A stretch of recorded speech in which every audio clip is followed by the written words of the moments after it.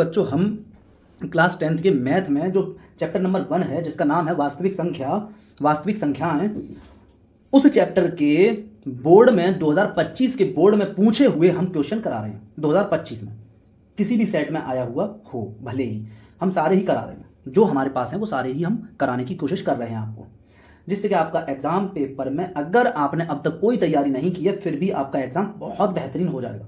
ठीक है बच्चों, तो देखते हैं क्वेश्चन आपके सामने है। प्रूफ करना है हमको कि 6√3 एक अपरिमेय संख्या। हमको क्या प्रूफ करना है कि 6√3 एक अपरिमेय संख्या। तो हम क्या करेंगे, हम विरोधाभासी नियम का इस्तेमाल करेंगे। विरोधाभासी नियम बच्चों हमसे क्या कहता है कि हम अपोजिट मान लेते हैं। माना 6√3 जो कि अपरिमेय है, हम कह देंगे कि परिमेय संख्या है। माना 6√3 परिमेय संख्या है। माना 6√3 परिमेय संख्या है। अगर बच्चों कोई भी नंबर परिमेय संख्या होती है तो उसका अंश और उसका हर दोनों ही पूर्णांक होते हैं बच्चों। p बट्टे q के रूप का होता है, वो दोनों ही पूर्णांक होते हैं। तो बच्चों यहां पर हम कहेंगे कि p व q पूर्णांक हैं। p व q पूर्णांक हैं बच्चों, बात समझ पा रहे होंगे। अब बच्चों हम क्या करेंगे, मैंने आपको बताया था कि इस तरह के क्वेश्चन में जब रूट के साथ बिना रूट वाला नंबर ऐड हो रहा हो, सब्ट्रैक्ट हो रहा हो या मल्टीप्लाई हो रहा हो या डिवाइड हो रहा हो, तो हम करते क्या है, रूट को अलग करते हैं, रूट को अकेला कर लेते हैं। तो रूट को अगर मैं अकेला करूं तो √3 = p/6q हो जाएगा बच्चों। अब आपसे मैंने बोला था कि p क्या है बच्चों, पूर्णांक है। q क्या है बच्चों, पूर्णांक है। ठीक है, p क्या है, पूर्णांक है, और q क्या है, पूर्णांक है। एक बात बच्चों, 6 क्या है, 6 बच्चों जो 6 है आपके सामने वो भी पूर्णांक है। गुणा q क्या है, q क्या है बच्चों, वो भी पूर्णांक है। और पूर्णांक का पूर्णांक से जब हम गुणा करते हैं तो बच्चों जो आता है बच्चों वो भी क्या होता है, पूर्णांक होता है। तो बच्चों 6q जो आपके सामने हो जाएगा पूरा का पूरा, वो बच्चों आपका पूर्णांक होगा, और ऊपर जो p है बच्चों वो भी पूर्णांक है। इसका मतलब नीचे 6q पूर्णांक है और ऊपर p पूर्णांक है, मतलब पूर्णांक और बटे में पूर्णांक हो जाएगा। 6q पूर्णांक है क्योंकि, ठीक है, ऊपर p पूर्णांक नीचे 6q पूर्णांक, तो पूर्णांक बटे पूर्णांक बच्चों क्या होता है, परिमेय संख्या होती है। पूर्णांक बटे पूर्णांक बच्चों क्या होता है, परिमेय संख्या होती है। तो बच्चों बात यह है कि राइट हैंड साइड में आपके सामने, राइट हैंड साइड में जो आ गई है इस टाइम वो परिमेय संख्या है, और लेफ्ट हैंड साइड में बच्चों हम लोग जानते हैं कि √3 एक अपरिमेय संख्या होती है। तो बच्चों यहां हुआ क्या, यहां तो बहुत बड़ी दिक्कत हो गई मैथ की।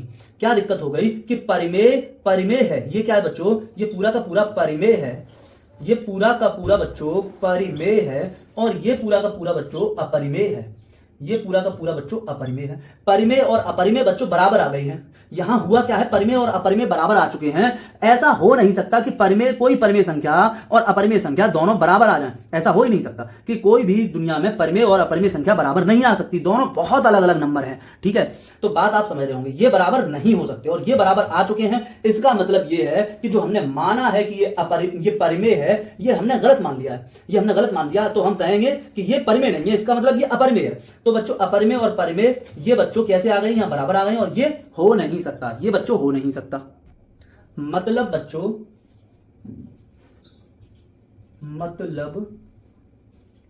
शुरू में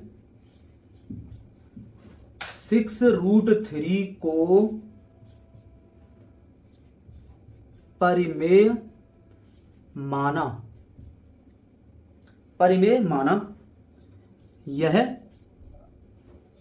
गलत सिद्ध हुआ।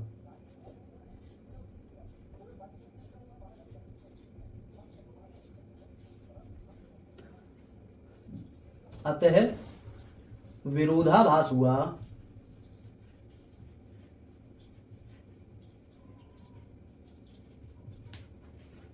√3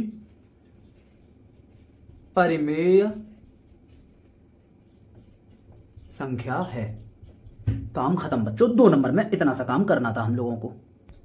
तो बच्चों अगला क्वेश्चन आपके सामने है कि निम्नलिखित संख्याओं में कौन सी संख्याएं एक परिमेय संख्या होगी। अब है क्या है, ये एक ऑप्शन, 4 ऑप्शन दिए आपके सामने, 4 ऑप्शन दिए। ऑप्शन नंबर ए है √3/√5। क्या ये परिमेय संख्या है, तो हम कहेंगे नहीं, ये परिमेय संख्या नहीं है। ठीक है, ऊपर भी अपरिमेय नीचे भी अपरिमेय, भाग देकर जो आएगा वो भी बच्चों अपरिमेय होगा।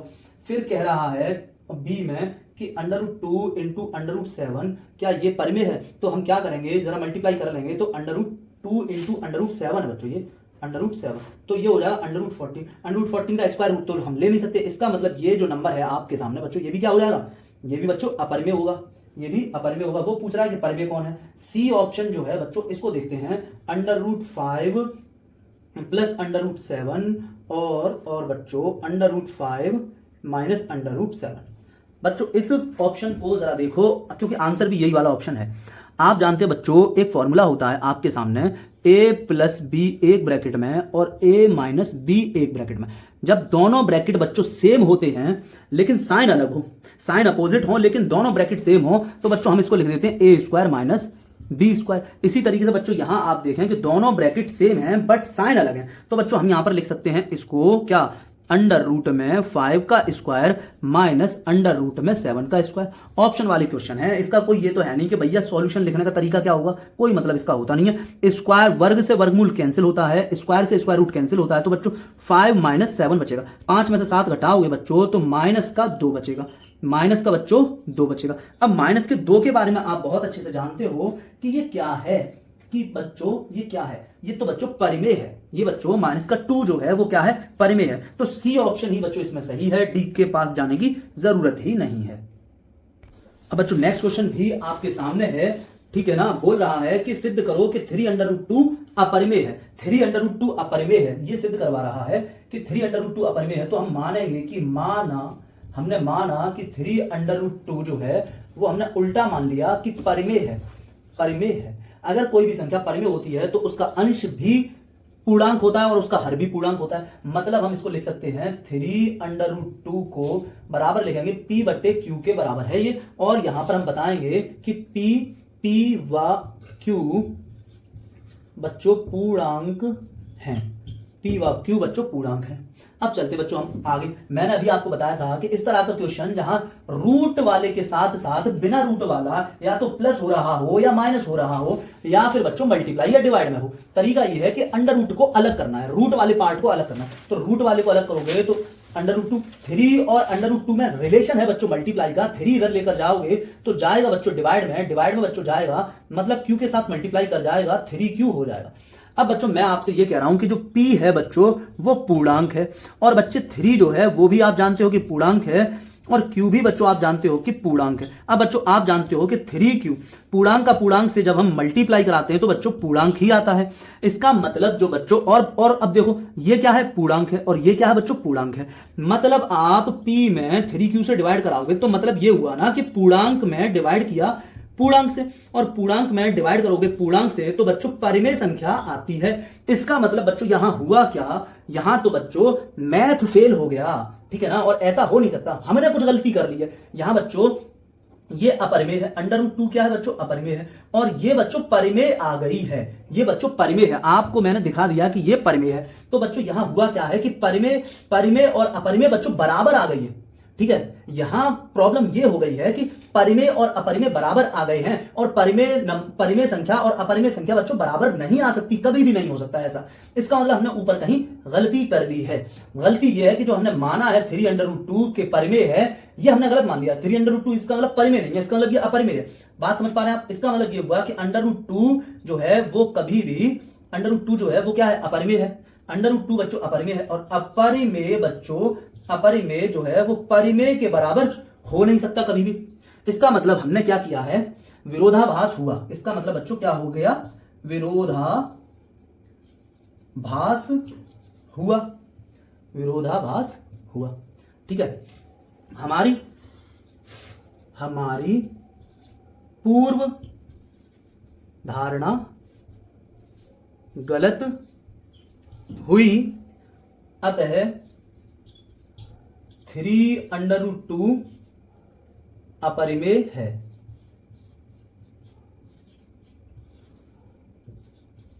अपरिमेय है। तो बच्चों ये सब कुछ जो लिखा था ये सब कुछ समझाने के लिए था, ठीक है बच्चों।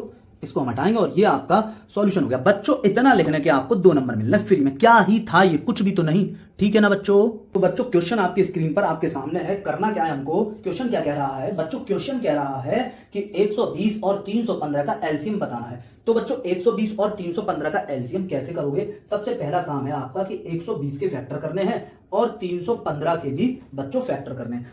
ठीक है बच्चों, आपने एलसीएम छोटी क्लास में भी सीखे होंगे और कुछ अलग तरीके से भी होंगे और कुछ इस तरह से जैसे मैं बता रहा हूं इस तरह से भी सीखे होंगे, और भी कई मेथड होते हैं एलसीएम को निकालने के। लेकिन बच्चों आपके कोर्स में जिस तरह से है, आपके 10th में, ठीक है ना, बुक में जिस तरह से कराए हैं, मैं आपको उसी तरह से कराऊंगा और उसी तरह से आपको एग्जाम में करने को आने हैं, करके आना है। तो बच्चों आप करेंगे 120 का फैक्टर करेंगे, प्राइम फैक्टर फाइंड कर लेंगे इसकी, ठीक है ना, प्राइम नंबर से डिवाइड करोगे, मतलब बच्चों अभाज्य गुणनखंड पता करने हैं तो अभाज्य संख्या से ही भाग करोगे। तो बच्चों 2 से डिवाइड करोगे तो 2 6 12 0, फिर बच्चों 2 से डिवाइड करोगे 2 3 6 0, फिर बच्चों 2 से डिवाइड करोगे तो 15, फिर बच्चों 2 का डिवाइड जाएगा नहीं तो 3 पंजे 15 होगा, फिर बच्चों 5 एकम 5 होगा, कोई भी प्रॉब्लम नहीं हुई होगी किसी भी बच्चे को।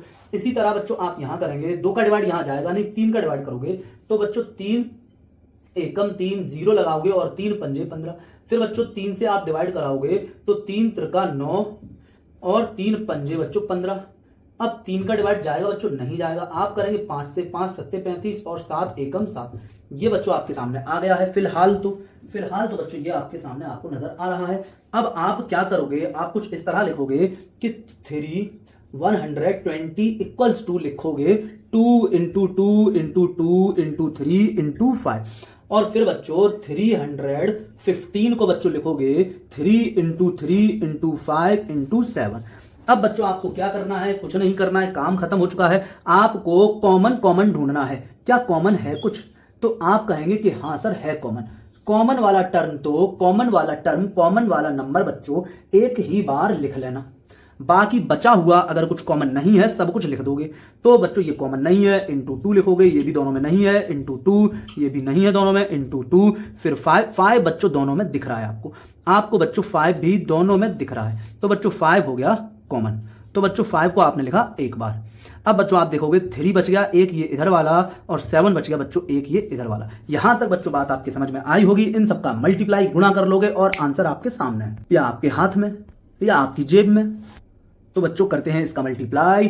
तो बच्चों आप करेंगे गुणा, 3 दूनी 6, 6 दूनी 12, 12 दूनी 24, 24 पंजे बच्चों 120, और 120 तिया मतलब 12 तिया 36, मतलब कि 120 तिया ये हो जाएगा आपका 360 इंटू बच्चों 7।